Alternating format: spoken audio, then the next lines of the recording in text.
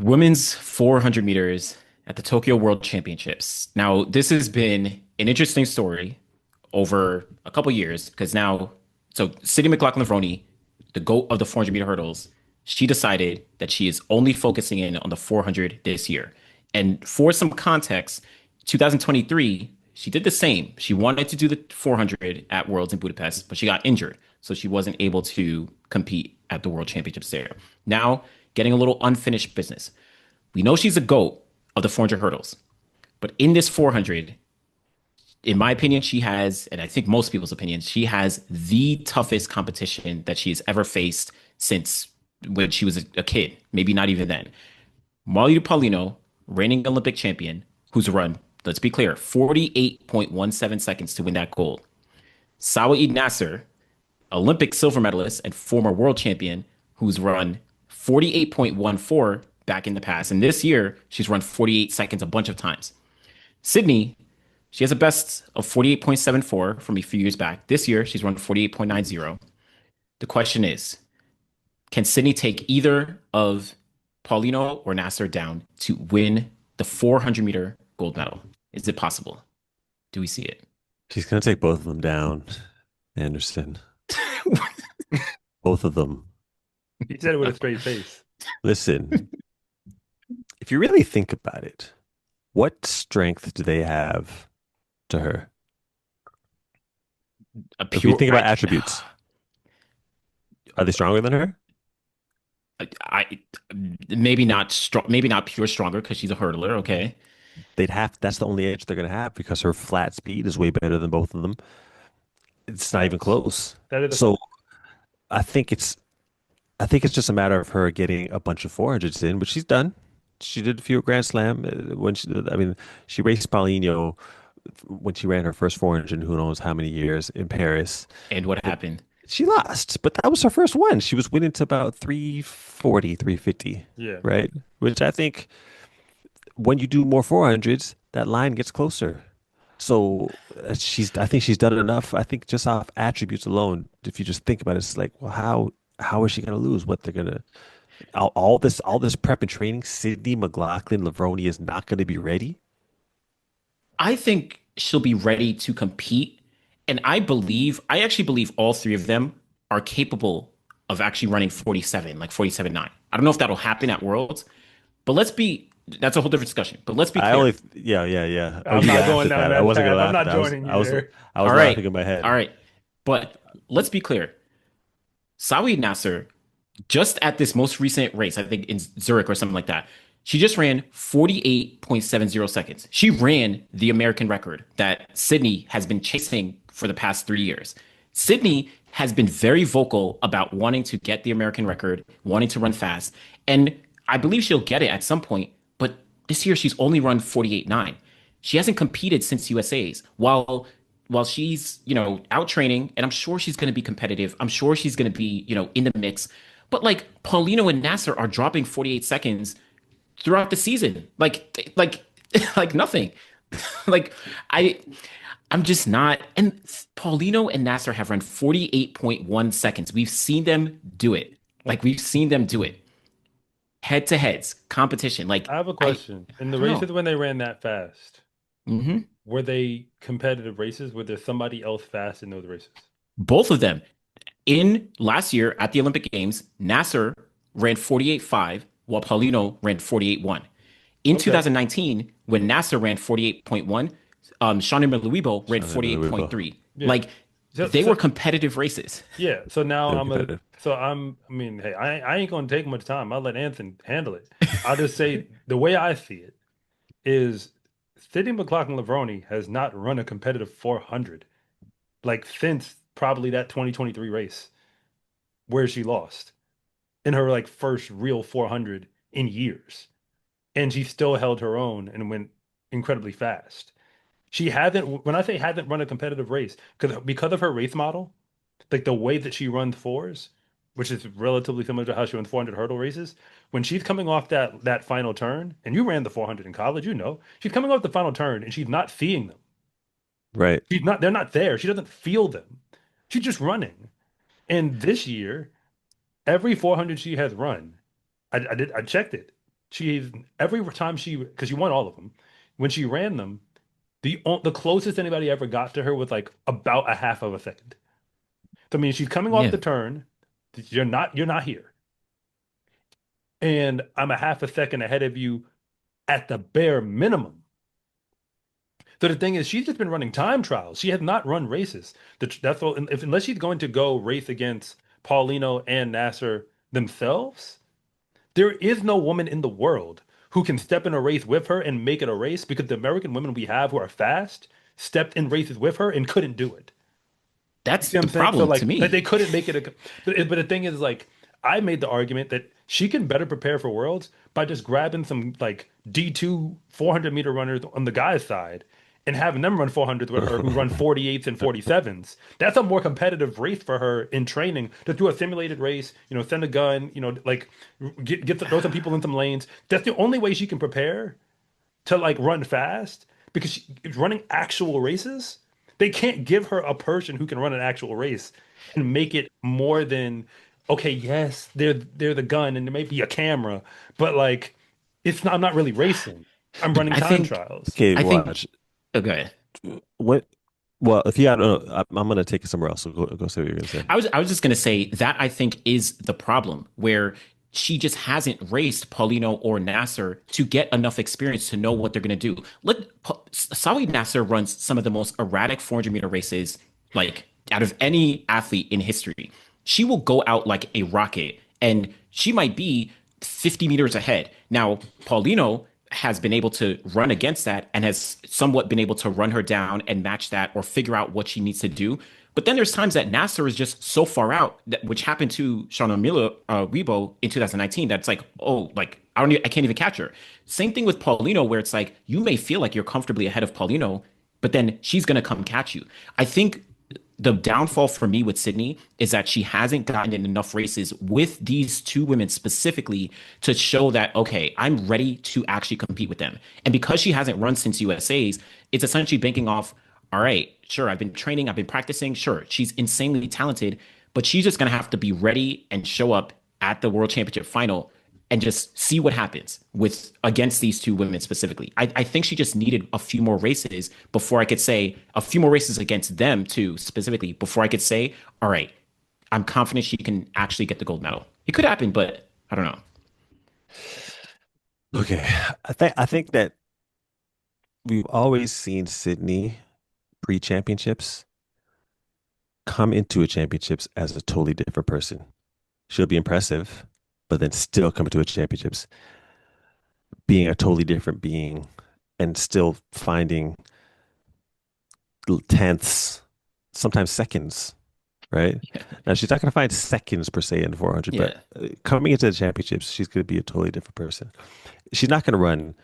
She's going to run way faster than 48.7. That's one thing. And another thing is she's used to running really, really fast by herself. So if she's not going to see. Okay, you think that Nasser is really fast through the first 300, which she is, but she's not going to be ahead of Sydney coming into that home stretch. If I was to tell you exactly how it's going to play out, I see Sydney because her flat speed is it's not comparable with them. So for coming into the home stretch, Sydney's going to be ahead of both of them. I don't think Nasser's going to be. I've never seen Nasser come back on too many people No, no, no.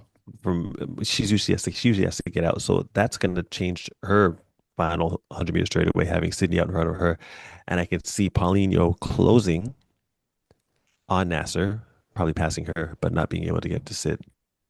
I think that Sydney right now is dialed in to. I think she's looking past them, if I'm being honest. I think she's looking at 47 seconds. I don't even think she's If thinking about Okay.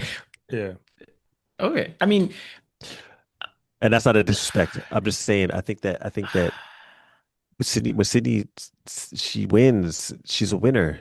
She thinks world records. She doesn't even I, think about what do you people. think? What do you think Sydney's 400 meter? I'm asking a different question. Anderson, what do you actually think Sydney's 400-meter ceiling is? Like, forget about her 400 hurdle career for a moment, and like, if she ended that and said, "Bump that, we're done yeah. with the 400 hurdles. I'm only running the 400 from this point on." Be honest with what you actually think she could accomplish if she took that energy to the event from. Because this year she was messing around with the 400 hurdles before Both she of them. made this decision. You feel me? Right. It wasn't like she came in and said, "I'm running the 4 in Yeah. January." That's why I was bringing up So the attributes so because that's her what I'm saying. ceiling. Like, like, what Yeah. do you think the ceiling actually is? I think that's where I started. I feel like she can run 47. Okay. World record, maybe that world record is crazy. It's a crazy world record. It's actually crazy. But Right. I think she could run 47.8. Like if she like invested time into the event and like, really clocked things off and like prepared and everything. But I think Paulino and Nasser can also do that. That's where I'm I feel confident that if Sydney can do it, Paulino and Nasser can do it. Because I I've guess I even don't seen see them that. get I just don't close. see that because I don't. I think that's what Speed. Anson is arguing that like Speed. on But talent, there's no evidence that they are as talented as her in all the parts that would be sprinting, other than the fact that they actually run the 400. So to say they can do what she does, you're saying that people with less talent could max out to what she could do with more talent and max out. Is that fair? well, sure, but Like, am I getting that right? Christina Hurugu was nowhere near as fast as Sonny Richards Ross. But how many times did she beat her back in the day? Even you can go back to like even Marie Jose Perec was like an amazing 400-meter athlete. She wasn't the fastest. I think she ran 21.9 in the 200, but like she wasn't like absolute one of the fastest in a sense. Like there's aspects Yeah, of she was fast. She won was the she okay? Olympics. Yes, maybe actually, yeah, that's not a good example. But I Yeah. think like Sonny Richards Ross was running like sub 11, sub 22, like or whatever. Like she was fast. She shouldn't have been losing a lot of Yeah, races. but that's I not think, Sydney though, because but Sydney I is the think 400 hurdles to the 200. I think that's the combo I'm seeing, like that fast in the 400 hurdles to the speed we saw in the two, where But it's like, what I'm thinking about is I think we're downplaying how talented someone like Paulino is in the 400 as a true 400-meter specialist. She doesn't need to be running 22 low, like or whatever it is. And let's be clear, she's also run faster in the 200 this year than ever before. So, but I don't think she needs to be running like matching what Sydney does in the 200 because we've seen her run 48.1 without strong 200-meter strength. We've seen Sawi Nasser do the same without strong 200-meter strength. I think it's just a different beast where, sure, Sydney is one of the goats of track and field, considering what she's done in the 400 hurdles. But when I'm looking at this 400 specifically against Nasser and Paulino, it's just a different beast. She can win, but I just don't have enough evidence to say she is going to win for I'm sure. actually going to revise what you said though. You talked about 200-meter speed. You do realize in 2022 she ran 22:36 in the Yeah, I didn't know 200. she PR'd And this she year. ran She didn't 22:30 this year, which is like a 30. slight 30. PR. Okay. So she Right. ain't really Yeah. that much faster. Just to Okay. clarify. So better to my point, the fact that she's a 22.3 runner and she's able to run 48.1. Like what I don't even know what Nasser's personal best is in the 200, but she's been able to run 48.1. It's like that's why I just think Sydney is extremely talented. That's why I believe she, Nasser, Paulino, they can all run 47. I just don't have enough like data from this year and previous years to say she's definitely going to win the gold medal or like she's going to beat them. It can happen, but I Yeah. don't know. When you say I'm gonna Naser 40, oh sorry, what were you gonna say? no, go ahead. Because I'm looking at the results right now because I'm like fact checking because when you keep commenting on the 48-1, like that might be her PR, but she Yeah. ain't every other year of her career, she ain't never ran faster than 48:76. And No, then this year she this ran year, 48.6. And uh, last year she ran 48.5. no, Like, she ran 48.8. no, no, That's no. what they This say it year is. she ran 48.67 at the Grand Slam track meet in Kingston. She ran 48.8, Oh, you're talking about 48.8. Nassar. I'm sorry. I'm talking about Paulino. My fault. Oh, Paulino, yeah, I she might ran have said the 48. wrong names. Oh, Yeah, I meant Paulino. last year Paulino ran 48.17 and she ran 48.6 at the Poland Diamond League. I remember these races. Yeah, I'm looking at wait, what are we talking about? We're talking about 2024? You So guys Paulino in multitask. 2024, she ran 48.17 at the to win the Olympic gold. She Yeah. ran 48.6 after the Olympics at the Poland Diamond League. And even the Yeah, year yeah, yeah. before this year, she ran 48.81 to win Paris ahead of Nasser, who ran 48.84 or 5 or something like that. Like these women are clicking off 48-second performances, and they're not doing it with these fast 200-meter PBs. But Like, that's the thing. I think they're at their ceiling, man. no, I think Yeah. we've seen they're their ceiling. Yeah, nah. I'm more on the we've seen their ceiling, argument. But no, Anderson, no, I respect It's you. I respect this how is you see it. I do. Right. This I'll give him this. It's we're talking about the unknown with Sydney. Okay. Yeah. But I'm gonna take it back to the branding. Okay. She's a brand. Okay. She's not gonna do an event unless she knows she's gonna dominate it.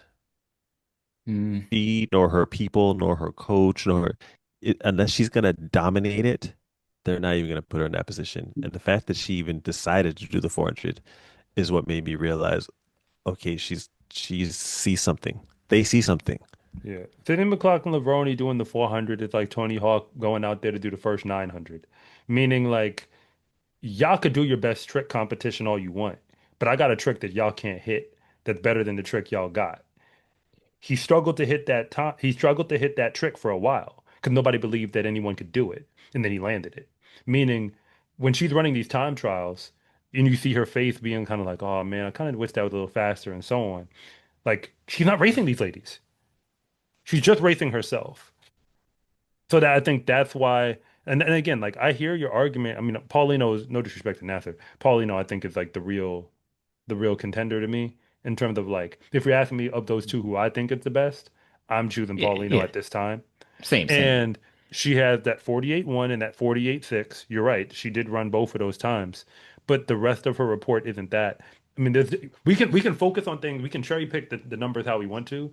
The way I see the numbers. Again, I remember 2023, the final, like the World Championship final, which was her season best in the four for Paulino. I remember Yeah, that being slower than what Sydney gave us at the American Championship, and then not going to the Worlds. Then I yeah, remember the next year, which although it's different.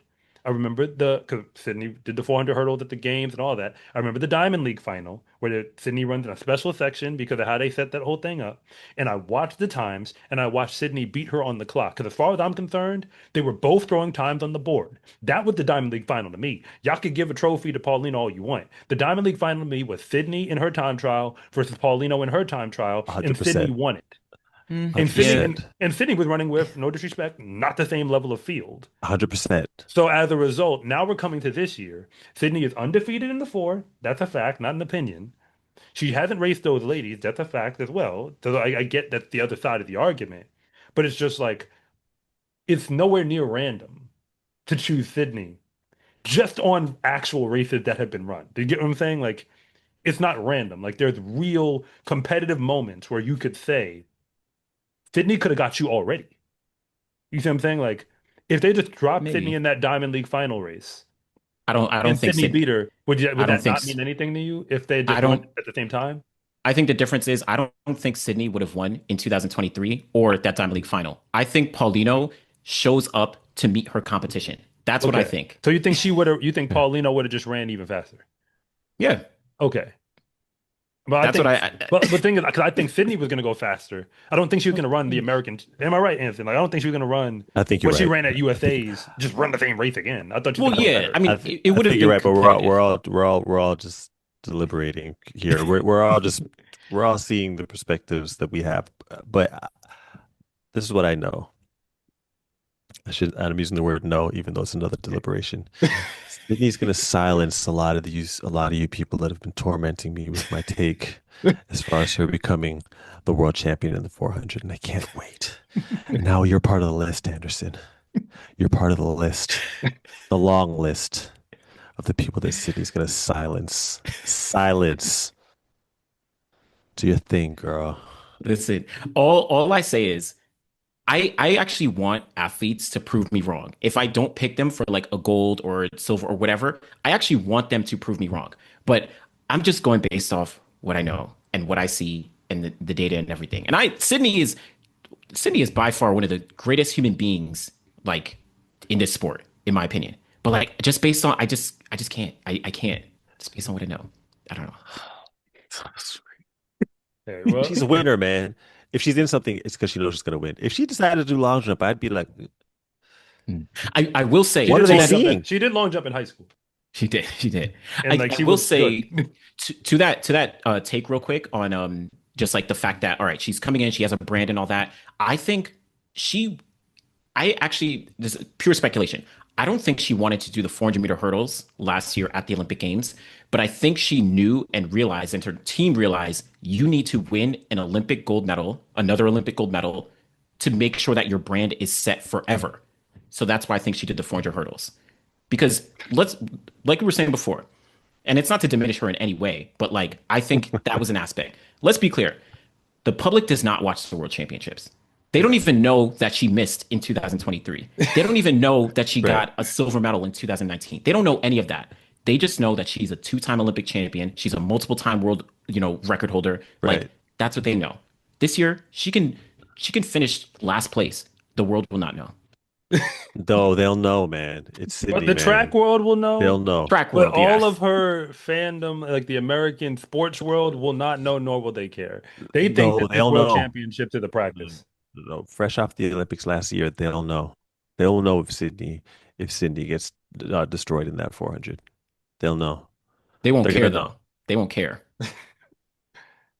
It'll be like, oh, okay, it's not the Olympics though. Like we got to be honest. Like that's what they'll Yeah, I think. mean, people are like the sport because I don't view Okay, myself as part of the track community as much as the part of the sports community, and the sports community could care less.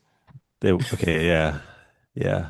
They could But you care know what? less. I think you know what? I don't think I know her people are focused on her brand, but I think she's still a diehard competitor, Yeah, Yeah, yeah, yeah, yeah. and she is if she's gonna do something, she's gonna win it.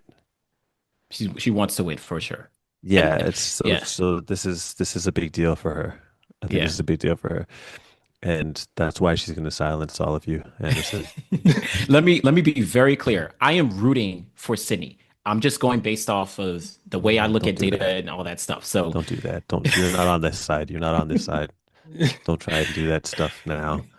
You're not rooting for anybody Uh, but Paulino and uh, Naser. well, on that note, we're gonna have to see how the Tokyo chips World fall. Championships. So we're looking now at the men's 400 meters, where we have a couple different names from around the world. I think this is a pretty wide open event. You have guys like Matthew Smith. He's the Olympic silver medalist from last year. Just got edged out by Quincy Hall. Sorry, Quincy Wilson actually didn't make the USA team. Not going to be competing, despite being, an Olympic gold medalist by way of the relay. But Matthew Smith, silver medalist from last year at the Olympics. Quincy Hall won't be here because he's been dealing with some injuries, so we're losing the Olympic champion. But we do have some other names like Muzala Samakonga. He's a bronze medalist. You have Ja'Cory Patterson, the U.S. champion, the Diamond League champion. He's, famously UPS worker, now got a Nike contract. So he's kind of had a big, big year in 2025. Chris Bailey, Cronny James, Dream Richards. I mean, there's a lot of guys who are in the conversation when looking at the men's 400. I feel like Ja'Cory might be the favorite going into World Champs, but I don't know if you feel similar or if we, yeah, That's an argument that could be made, but I'll be honest, I don't know if there is a favorite. I that's feel fair. like this is an event where it's just gonna be in that get it how you live category, to quote Dawn Harper Nelson. Like, I mean, because if we really look at the clock, like if we're saying between 43-7 and 44-2, I mean, it's just a grab bag of names. Yeah. You see what I'm saying? Like, and if you throw all those guys in the final, like, what do you, what, this could Yeah. go either way. Because remember, we're talking about a 400. So that half Yeah. second is just going to come down to grit. That's why it's like, ironically, this is the type of field that Quincy Hall would have been able to win again Oh, yeah. because he would now be my pick. Because I'm like, oh yeah, when it comes down to last 100 meters, who wants it more? We know that that guy is him. If Mm, that's how y'all gonna have to outrun him. That's how you beat yeah. Quincy Hall. But since he's not here, I mean, yeah, I guess. I mean, well, let's start here. The Keith and Nene had the fastest time in the world this year. I mean, the same guy who lost to Quincy Wilson, who you brought up briefly. I mean, indoors. I mean, he can go back and forth. I mean, Yeah. the season go through different ebbs and flows. But at this present moment, I mean, he's all the way at the top. I mean, so and then you got the boys from America. We've got, three guys. I mean, I think Chris Bailey just is probably like if I was, it's probably the one I'd lean to just from like having been there in the past. But then Yeah. if who I'm picking for the gold would be Matthew Hudson Smith. Okay. Okay. So I'm not mad at that. I'm not mad at that. I've gone a little, maybe I'm thinking back and forth between Matthew and Ja'Cory because Matthew has the experience. You can't count out Olympic silver, and he did go toe to toe with Quincy Hall at the Olympic Games last year. Like it was actually a pretty close race. Quincy, like you said, he has that grit. This would have been a perfect race for him to win. Matthew just got edged out, but he is in a good position, and he won, I think, the Prefontaine Classic ahead of Chris Bailey, ahead of Ja'Cory, ahead of Caleb, actually ahead of all the Americans this year. So he has some, good races under his belt. Ja'Cory, though, I like the fact that he's run 43 seconds twice this year. He's a Diamond League champion. He's a U.S. champion, and I actually think that Prefontaine Classic race might have been the only race he lost this year. Outside of, yeah, I think that actually might have been the only race that he lost this year. I think it was behind Matthew and Chris Bailey. So Chris Bailey, obviously, he's the world indoor champion. He's been kind of dominant throughout the year, very consistent. He made the Olympic final last year, so you can never count him out. And shout out to Vernon Norwood. He got the wild card, or he was granted a spot because Ja'Cory got the wild card at the Diamond League final, so he'll be there.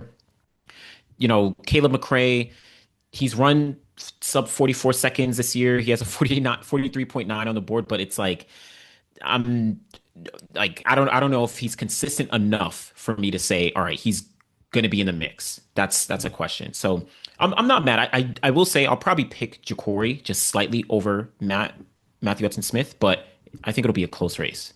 And don't sleep on Charlie Dobson.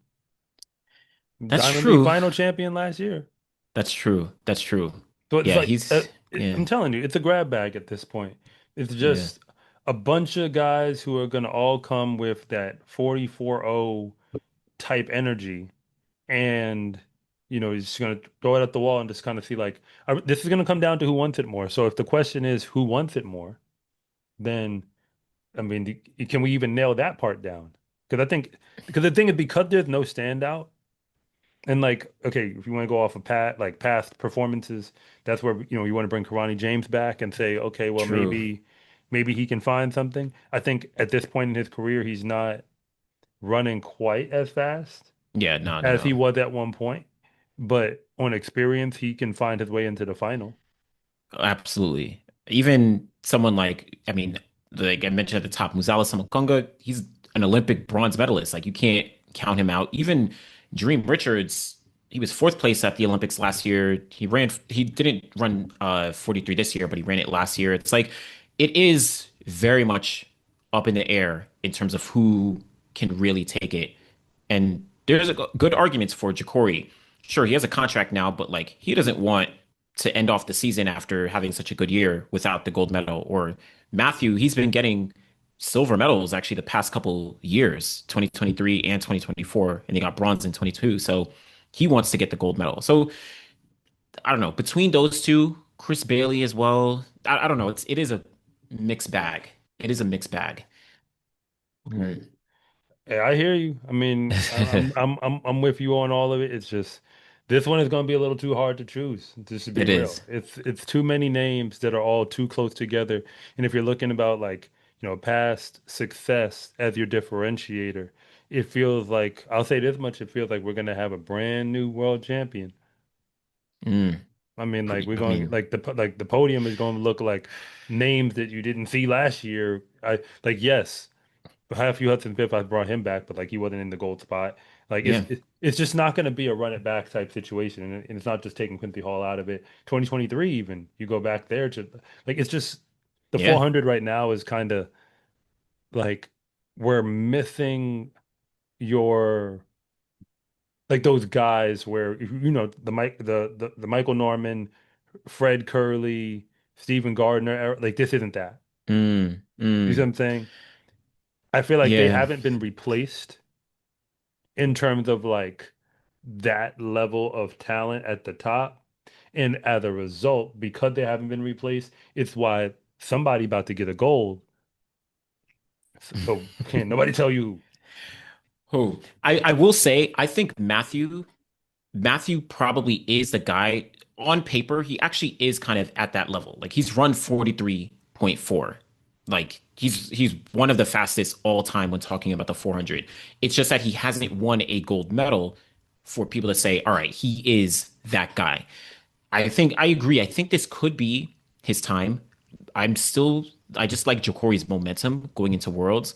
And honestly, I could see this being very, very fast, where Jokori has run 43 seconds this year. Obviously, Caleb McRae, I'm not sure he'll do it, but you have Zakiti Nene. He can, run 43 seconds again. Matthew has done it last year. Chris Bailey could do it for the first time. Jareem did it last year. We could still see a very fast 400. I think, though, because it's so open, it gives that feeling that there's no dominant athlete where, like you said, Michael Norman, 2022, going into Worlds, he was dominant. He ran 43 seconds a whole bunch of times. He was undefeated, and he went on to win the gold medal. Stephen Gardner, in previous years, same thing, dominant, went on to win Olympic golds, world golds. Like, those athletes were dominant throughout the season. This year, it's a little up in the air, but I can still see it being, I think it'll be very competitive, which will make it relatively interesting. Oh, well, hey, I mean, we'll be watching to see how it all plays out. But what we do know is it's going to be a battle to the line in that final 100. It'll be close. It'll be close. My name is Anderson from The Final Leg. And I'm Coach Rob from SCA Track and Field. And thank you for watching this segment from The Finish Line. If you want to know what's really going on at the high school and college level, be sure to subscribe to Coach Rob Track and Field. And if you want more content on the best track and field athletes in the world, be sure to subscribe to The Final Leg.